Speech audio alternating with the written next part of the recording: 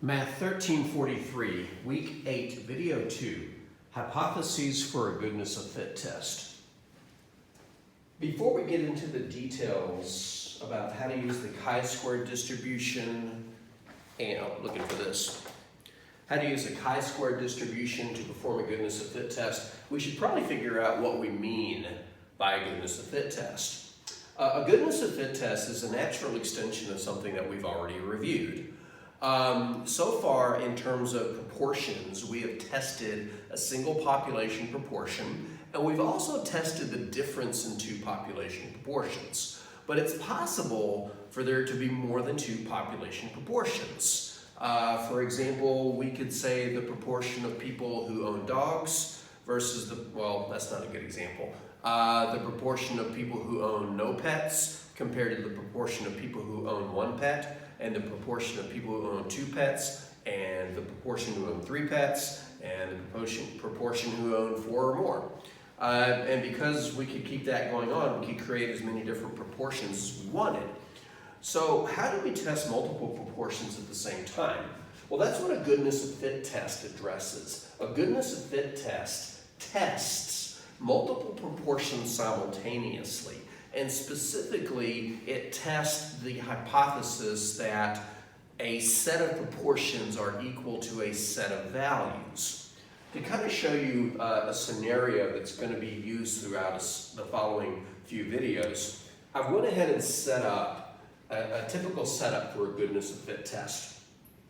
A company claims its employees' sick days have the following distribution. All right, when our employees take sick days, 25% of those days occur on Mondays, 15% occur on Tuesdays and Wednesdays and Thursdays, and the remaining 30% occur on Fridays. However, they took a sample of 250 recently used sick days, and it produced the following distribution. Of those 250 sick days, 50 of them were on Monday, 50 of them were on Tuesday, 30 were on Wednesday, 40 were on Thursday, and then 80 were on Friday. And the question a goodness of fit test tries to answer is, does this sample data support this claim about the population of all the sick days, of the sick day distribution? And if not, does it disagree with it enough to say that, your claim about this may not be correct? And that's the journey we're going to go down. Now, like any hypothesis test, we should probably start by knowing how to state the hypotheses. Now, there's a couple of standard ways to state the hypotheses for a goodness of fit test. The null hypothesis can explicitly state every claimed population proportion value. For example, this company claims that 25% of its employees' sick days are taken on Mondays. So we could say that the null hypothesis starts by saying the proportion on Monday, so we'll say P subscripted with an M, is 25%.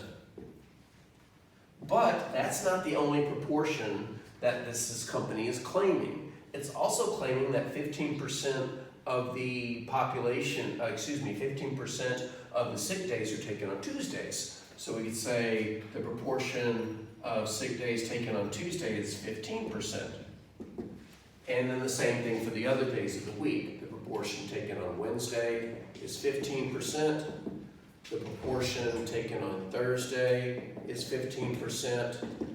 And, the word and is important here, the proportion taken on Friday is 30%. So this is what the claim is about the population. We're testing 5 proportions simultaneously. This one, this one, this one, this one, and this one. Now, in a goodness of fit test, these will always say equal. So what's the alternative hypothesis? Well, the null hypothesis is claiming that every one of these is true. But our sample may suggest that's not the case. Now, the alternative hypothesis is not that they're all wrong. In other words, the alternative would not say not equal, not equal, not equal, not equal, and not equal. Because think about what it would mean if the null hypothesis were false. If it's true, then every one of these has to be true. But how many of them have to be false to make the null hypothesis false? The answer is only one of them. Technically, you can't only have one of them wrong. For example, you can't have the first 4 right and then the last one wrong, because if the first 4 were correct, those add up to 70%, and that forces the other 30% here. But they don't all have to be incorrect. For example, the first 3 could be correct, but these could be backwards. And then the null hypothesis would be wrong. So in order for the null hypothesis to be wrong, it's not necessary for all the proportions to be incorrect. It's only necessary for at least one of them, knowing that that really means at least 2. But to state the alternative hypothesis, we could say that the first proportion is incorrect, meaning that the proportion on Monday is not 25%. The second is not correct. The third is not correct. The fourth is not correct. And here comes the kicker. Not and, or. The last is not correct.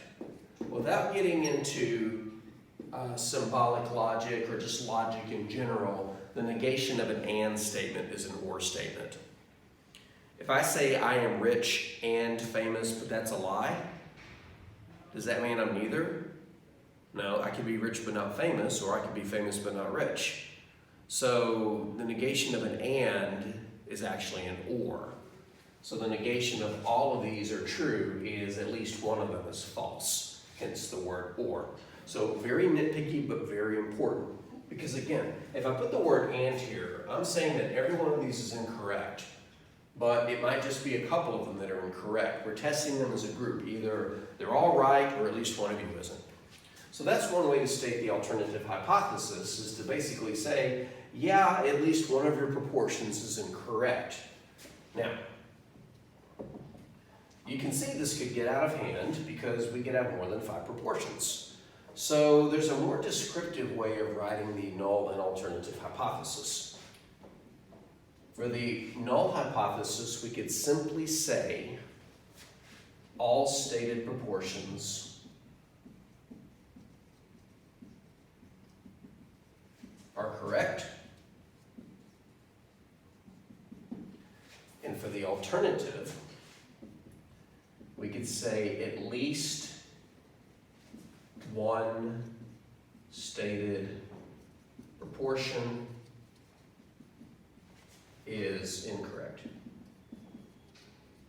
And the nice thing about this null and this alternative is they are always a correct way to state the hypotheses in a goodness of fit test. Now, you may want to say something a little bit more contextual. For example, the null hypothesis could say that all stated proportions of sick day usage are correct, whereas the alternative could be at least one stated proportion of sick day usage is incorrect. So if I ever ask you to state the hypotheses in the context of the problem, this is very important, listen closely. If I ever ask you to state the hypotheses in the context of the problem, you can either list the specifics or make a generic statement in context. As written, these are not in context. They make no mention of the distribution or the proportion of sick day usage. So why is it called a goodness of fit test?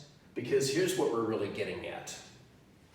We're trying to answer the question, does our sample observation, or do our sample observations fit our claim about the population? If they do, then our claim about the population is correct. And if they don't, then at least one part of our claim about the population is incorrect.